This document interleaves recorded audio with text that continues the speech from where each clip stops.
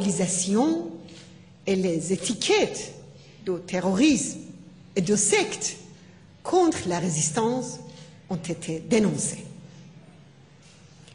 8 tribunaux européens et américains ont prononcé leur jugement et rejeté ces accusations.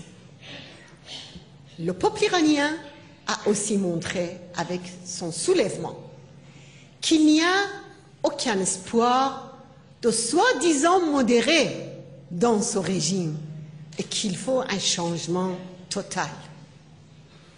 Pendant des années, nous avons dénoncé la nature inhumaine de ce régime.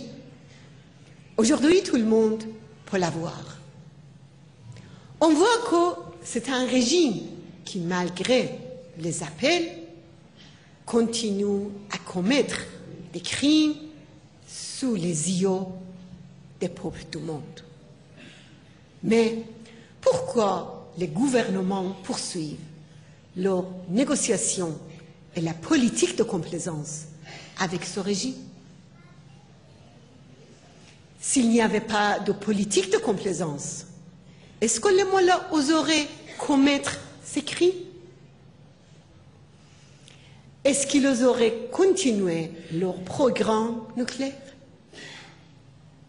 Si les gouvernements occidentaux avaient suspendu leurs relations politiques et économiques jusqu'à l'arrêt de la répression, les alliés du fascisme religieux n'auraient pas pu imposer un blocus inhumain à Ashraf et le régime iranien aurait été obligé de respecter la volonté de la communauté internationale. Heureusement, ni la répression en Iran, ni les pressions sur Ashraf ne changent la volonté des jeunes iraniens et des Ashrafiens courageux. Au contraire, ils ont renforcé leur résistance. Dans cette période, de fait, le monde avoue le terrorisme de ce régime intégriste au Proche et Moyen-Orient, surtout en Égypte et en Irak. Nous exprimons notre compassion avec les familles des victimes.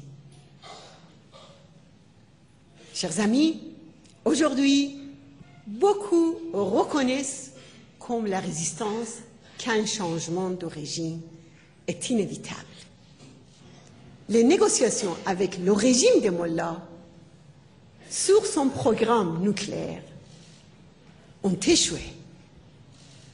Malgré cela, les États-Unis et aussi les États occidentaux veulent négocier une fois de plus avec ce régime. Mais il n'est pas nécessaire de démontrer que le résultat de ces négociations sera un nouvel échec. Et les mollahs vont gagner encore du temps. Face à la dictature fasciste religieuse, qui veut se doter de l'arme atomique, il existe une solution fondamentale, c'est-à-dire un changement démocratique par le peuple iranien et sa résistance organisée. C'est pourquoi il faut protéger les résidents d'Ashraf qui sont le bastion de la résistance au régime des mollahs. Maintenant, un tribunal international d'Europe vient de reconnaître que les résidents d'Ashraf bénéficient de la 4e Convention de Genève. C'est pourquoi il faut que les États-Unis et les Nations unies installent une équipe permanente de surveillance dans le camp et le gouvernement irakien doit lever le blocus inhumain d'Ashraf et reconnaître les droits des Ashrafiens totalement. Chers amis, 2010 nous a démontré qu'un espoir pouvait rapidement se réaliser. l'espoir d'un Iran démocratique et laïque qui respecte toutes les religions, un Iran non nucléaire, pacifique, attaché aux droits de l'homme et à l'égalité entre les femmes et les hommes. Les voeux de liberté se réaliseront en Iran grâce à la persévérance des résidents d'Ashraf, au soutien du peuple iranien et de chacun d'entre vous qui êtes solidaires. Le secret de cette persévérance et de ces victoires, c'est simplement de s'appuyer sur les valeurs humaines qui vous représentez. C'est un trésor qui brille toujours plus fort.